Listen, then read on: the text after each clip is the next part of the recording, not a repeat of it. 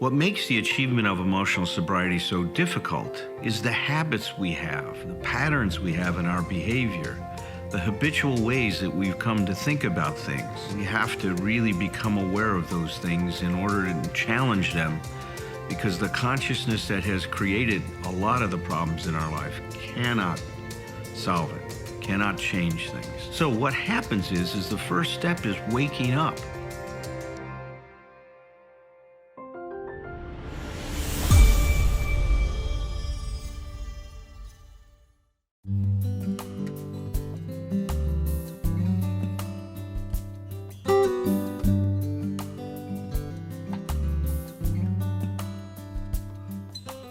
Tonight, we are continuing our discussion of self-esteem and emotional sobriety, and specifically focusing on how the 12 steps of Alcoholics Anonymous help us develop what I would call authentic self-esteem, or Roger referred to as a self-esteem that is based in humility.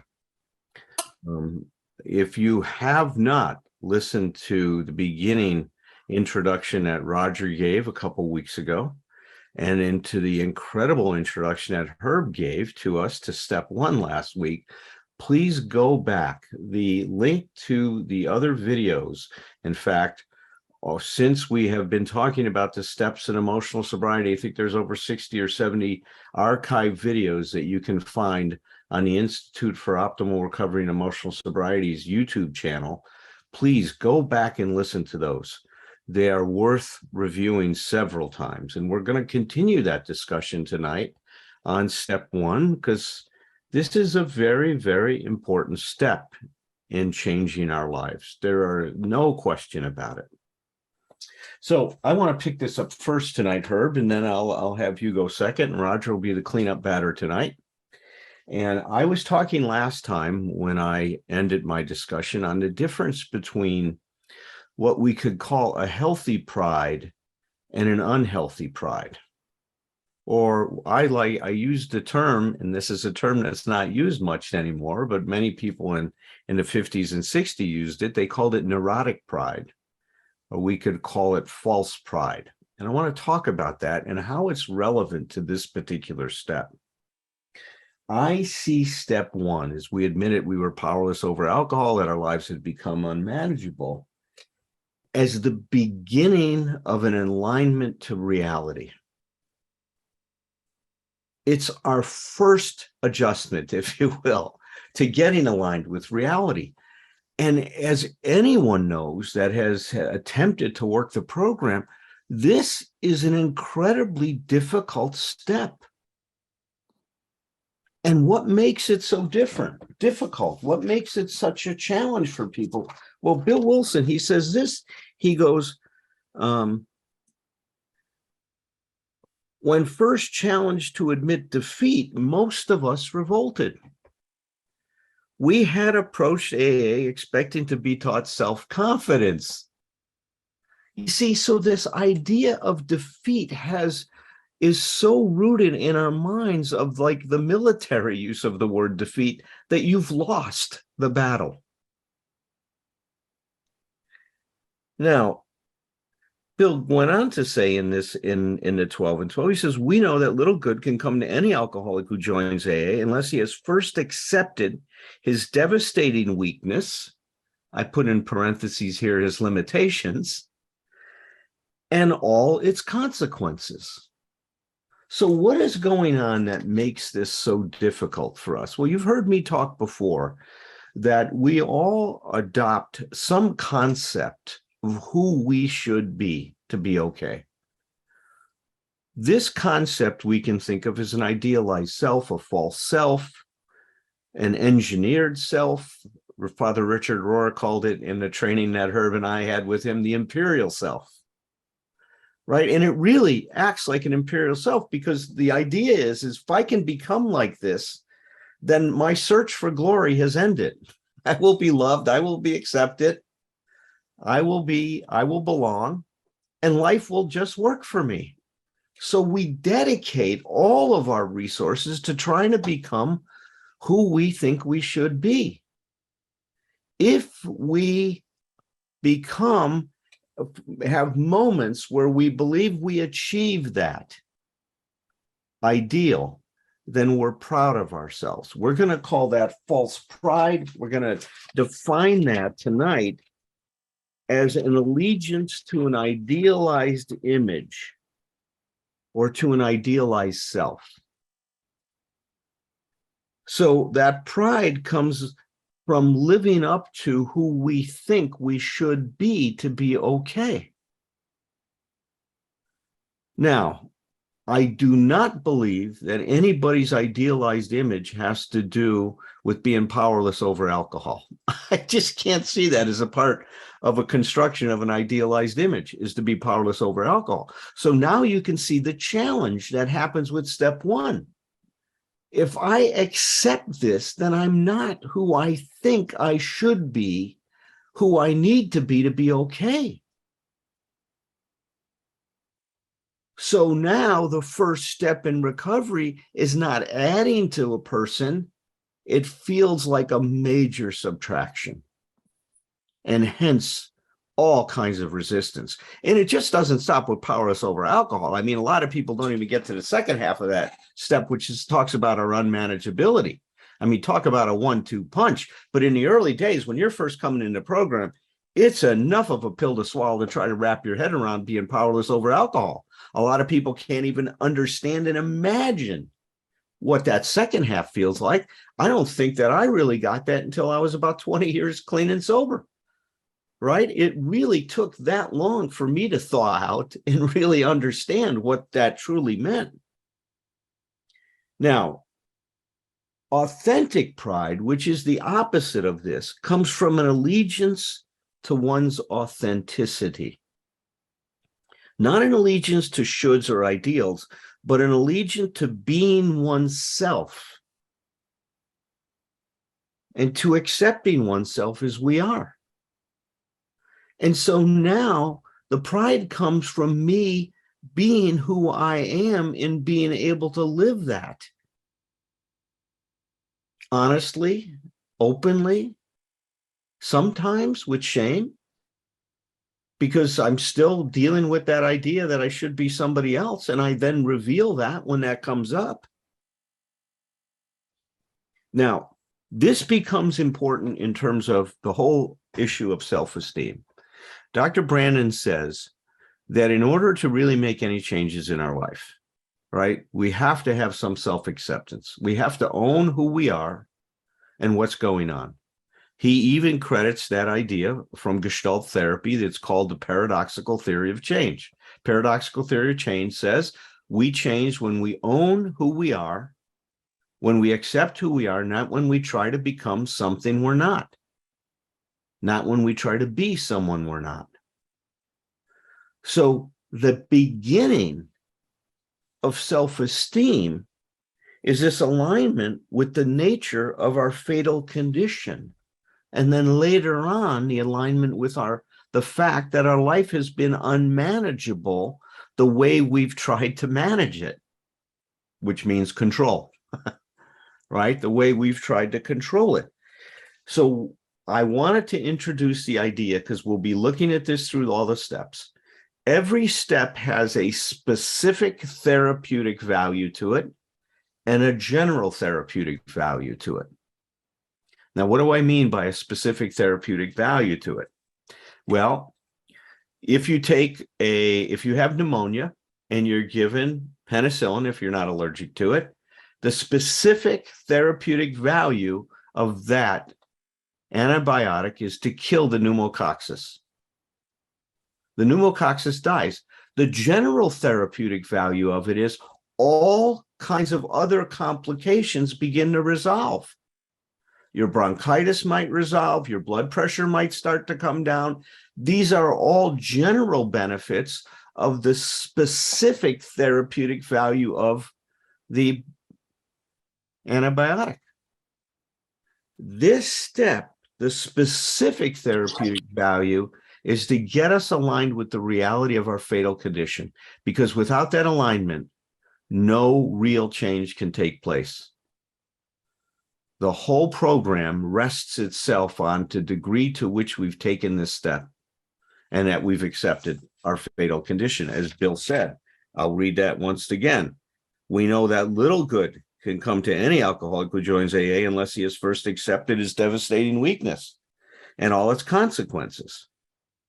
He goes on to say, our admission of personal powerlessness finally turn out to be the firm bedrock upon which we build a happy, and upon which I should say, happy and personal lives may be built. So here we are beginning to see that the consciousness that we have, and Herb and I talk about this a lot, cannot solve the problem. We have to have a different consciousness. So admitting and owning something like this becomes the door to freedom. We could never imagine defeat leading to freedom. It led to submission. And here we're rewiring our consciousness. Our consciousness is starting to expand. So the general therapeutic value, and this happens in all these steps, specifically it's to accept our fatal condition. Later on, to also accept that our lives have become unmanageable because of our emotional dependence. But in general, what this step is saying is that we need to become aligned with reality. We need to learn to deal with what is, not what we would like things to be. So this begins the process of untethering our tethered self, of really starting to grow ourselves along different lines. So with that said, I shall turn this over to Herb and then over to Raj. And tonight you've given me special permission to talk for 2 hours, right?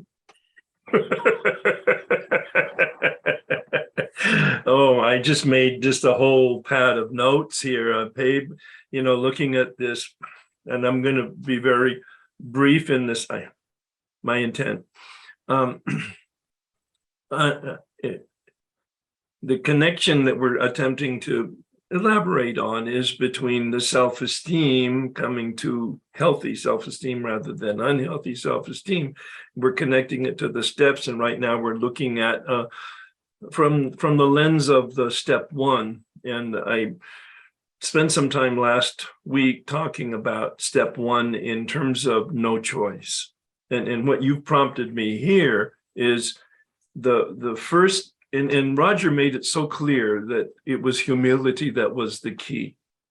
But I do believe all human beings, but especially myself, I'm not drawn to humility, all right? I think there's part of it might be Western culture. So what we're talking about is totally countercultural.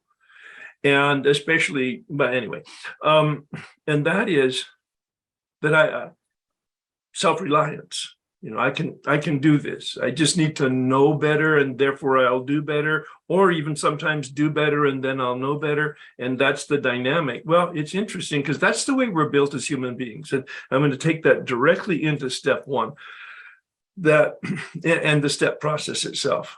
It's, from my standpoint, it's really important discovery that I had later on as I worked the steps and looked back over my shoulder, that it's about our structure as human beings. For me, it explains so much that my structure is twofold. These are not organs in me. These are not skeletal structures in me. They're functional structures in me. There's a dynamic. I have the ability to know that distinguishes me as a human being. To know that I know to stand outside myself and watch myself. We're the only sentient beings that can do that. And the other is that I have free will. All civilizations are based on the fact that I have free will and that I make decisions and I'm responsible for the consequences, the outcome of those decisions. And that's what law is. Law is the direction as to how to behave so that we can have a society. And when you behave or are in alignment, you use that word very strongly tonight, then all things are well. And if you misbehave, that is, you go against the structure, against the law, then there are consequences for that, like prison or death or whatever it is. Each of the steps are built that way. All of the odd steps are decision and action steps. All of the even steps are knowing steps, are awareness steps. There's a consciousness here. There's a dynamic in this consciousness. If I were to pick out one word, at least this is my current focus, it's about consciousness. And suffering brings us to consciousness. Suffering awakens us, because nobody likes to suffer unless you're pathological. Nobody likes to suffer.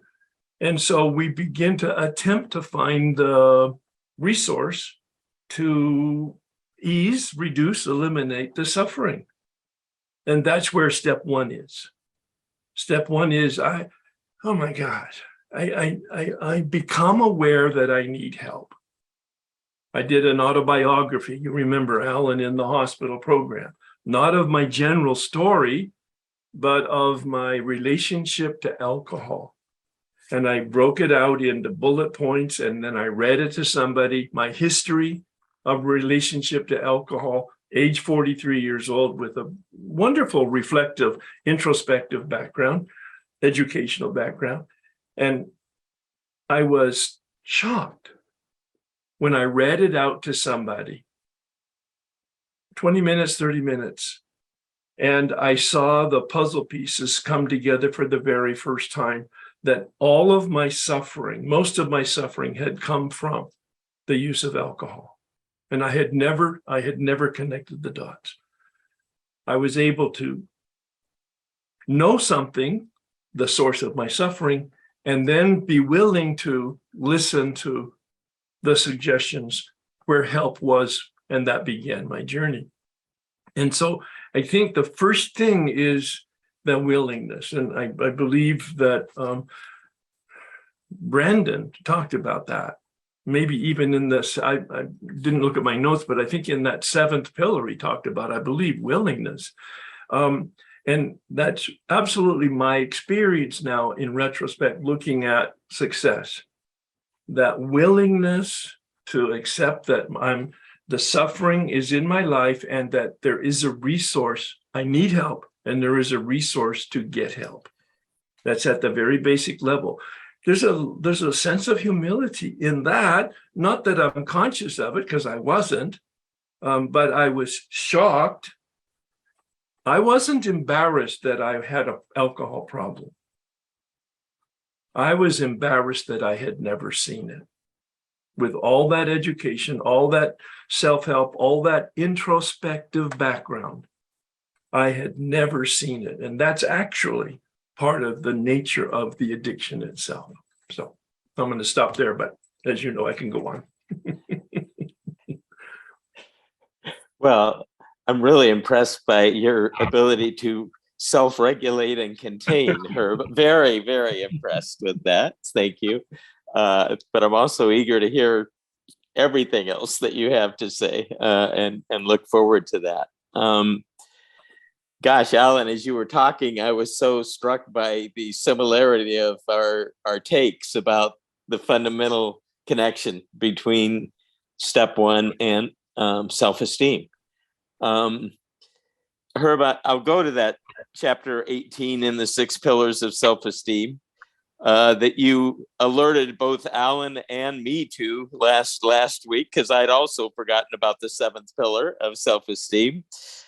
Vis-a-vis what you just said, a desire to grow in our self-esteem means a willingness and a will to live the 6 practices, which I spoke to the last 2 weeks, so I won't reiterate them here.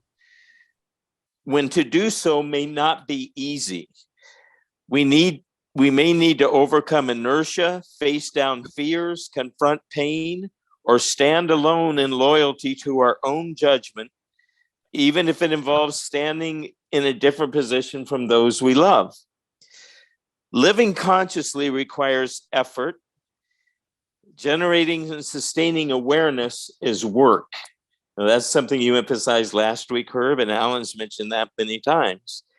The first enemy of self-esteem we may need to overcome is laziness, okay? by which he means inertia, just the difficulty getting ourselves going. But with regard to step one, the part of that chapter I most want to quote is this: self-esteem is the best predictor of happiness we have. But in the short term, self-esteem requires the willingness to endure discomfort when that is what one's spiritual growth entails. Now, Brandon doesn't write much at all about spiritual growth or the concept of the spirit. So that's noteworthy in itself, that he acknowledges that idea. One of our top priorities is to avoid discomfort. He lists that as the second main obstacle, in addition to laziness, in terms of doing the 6 practices, right? Doing the 6 pillars of self-esteem, the desire to avoid discomfort. If we make this a higher value than our self-regard, that is the need to avoid discomfort, then under pressure, we will abandon the 6 practices precisely when we most need to use them. And so in one of his books, in writing about living consciously, he wrote that living consciously is living responsibly toward reality. And Alan, you just said that in about 5 different ways, but I really want to sound that theme. Right. Again, living consciously is living responsibly toward reality. The reality of my own inner world, my own feelings, my own struggles, my own conflicts, and the reality of the outer world. But when we live consciously, we do not imagine that our feelings are an infallible guide to truth. So the way I would word this is self-esteem at the most basic level involves perceiving and aligning ourselves and our attitudes and actions with reality as best I can perceive it. And I always like to add that, because the obstacles to me seeing reality as it is are huge, right? And many. For me, this is the essence of the connection between step one and self-esteem. Facing and accepting painful and difficult truths, the truth of powerlessness over alcohol for an alcoholic, the unmanageability of life, coming into reality regarding those truths, as you just said, Herb, requires a degree of humility, requires a willingness to reframe how we see powerlessness or defeat, like you were talking about, Alan. That's the obstacle. Now, in doing so, in admitting a difficult truth, like powerlessness, it's not like I'm necessarily going to feel better about myself right away. It's not like my self-esteem, because I'm trying to face rather than avoid or deny a difficult truth, is instantly gonna go up. But as you put it, Alan, and that's the same word I was going to use, it's the beginning of genuine self-esteem. It's the beginning of the foundation of beginning to grow some genuine sense of those elements I've mentioned: self-respect, integrated with self-worth, integrated with self-confidence. Those are the 3 elements of self-esteem.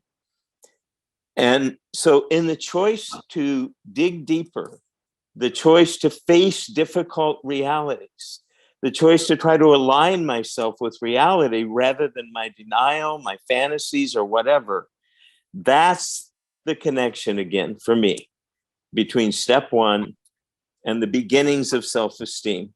One other point I wanted to make before we go to allowing others at this meeting to share, I wanted to clarify one idea that Brandon talks about. When we talk about living more consciously, or the state of consciousness that we cultivate, Brandon goes out of his way in several of his books to make the point that he doesn't mean this in a grandiose way at all. He doesn't mean we have to have superhuman powers of focus or attention or consciousness. He makes the point that the consciousness that we need is subject to the context that we are in and our intentions with regard to that context. Right. I want to have a different state of consciousness if I'm laying on a hammock on a summer day to relax than I do if I'm in the middle of a really deep, difficult conversation with, an important person in my life about a conflict that we have. I need to have a different state of consciousness, whether I'm reading a book or exercising or having a conversation with a friend. The state of consciousness that I want to have is the one that is appropriate to the situation and the context that I am in. The main founder of Gestalt therapy talked about that in terms of letting ourselves be controlled by or powerfully influenced by the situation that we are in. And obviously that can seem like, as Alan has mentioned, that can go against our ideas about self-responsibility and Bill's idea about he was too controlled by situations and circumstances and his need for approval from other people. That's all true as well.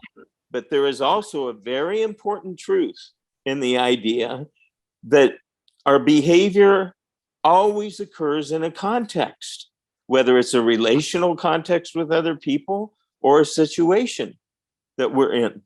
So the idea is the level of consciousness that I want to cultivate inside myself is the one that's going to be most effective and most appropriate to the situation that I'm in. So I wanted to say that to help us let go of any ideas that we're all supposed to be walking around every moment of our day in this incredibly focused, incredibly attentive, incredibly attuned state. Having said all that, we do need to take living consciously as seriously as we can. Yeah. Because that's the key. That's the gift that begins to unlock the ability to admit powerless over many things in life that we are actually powerless over, that we still may feel an impulse to control, and so on.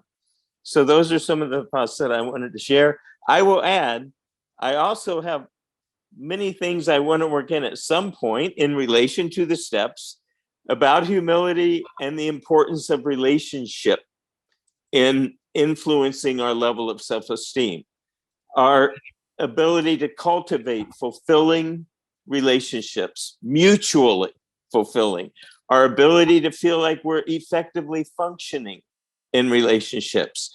Those two things have a huge influence on our level of self-esteem, up or down, as well as humility. So I'll try to work those themes in as we go along. I'd like to make a comment, Roger. First Sure. of all, thank you so much for sharing that. And I so much wanted to make this comment during, but I didn't want to interrupt. There were 2 paragraphs in the middle of what you shared that you were talking about your thoughts and self-esteem in step 1, but they could have been labeled, this is a full content of emotional sobriety. Yes. I mean, it was so like parallel. You could have Yeah. exchanged the words. It was like, wow. I mean, you might want to even re-listen to those 2 paragraphs. They were just so like, okay, that's the package of emotional sobriety there, that self-regulation, that consciousness, that self-esteem, and that humility, and dealing with reality as reality is. It reminded me of a line from the Big Book in Bill's story, and he says, simple.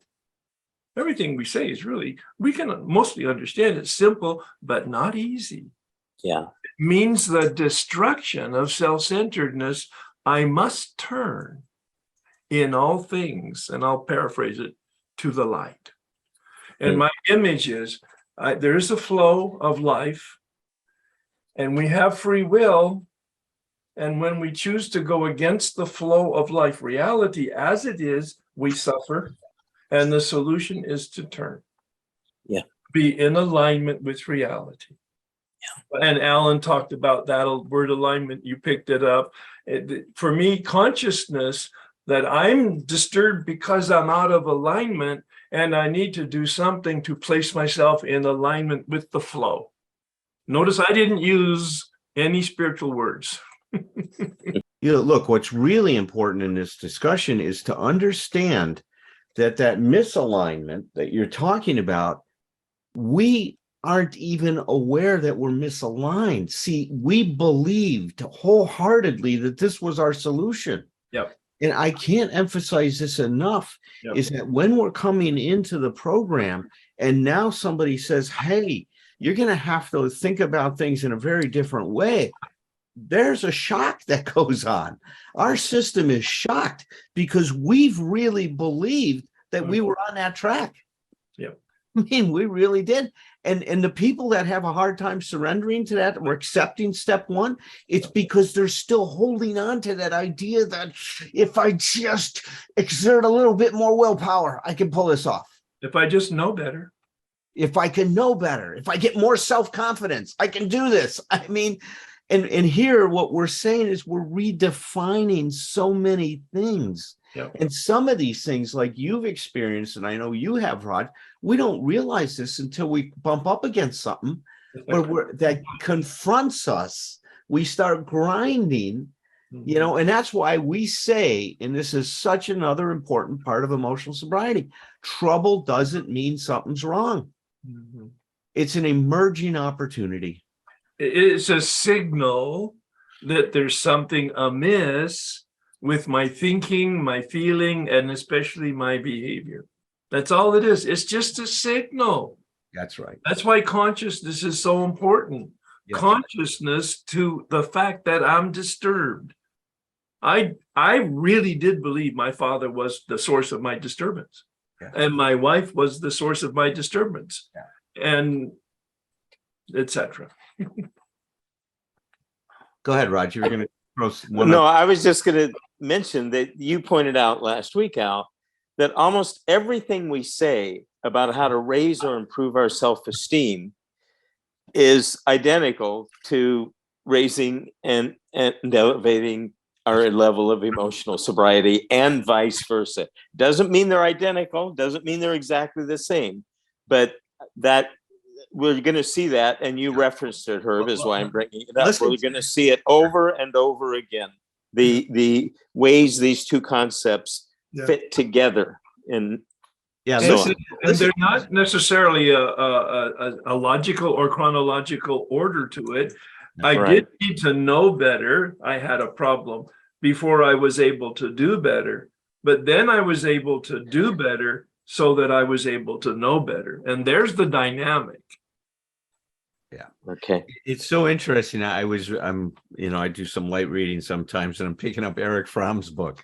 Nothing light reading about Eric Fromm.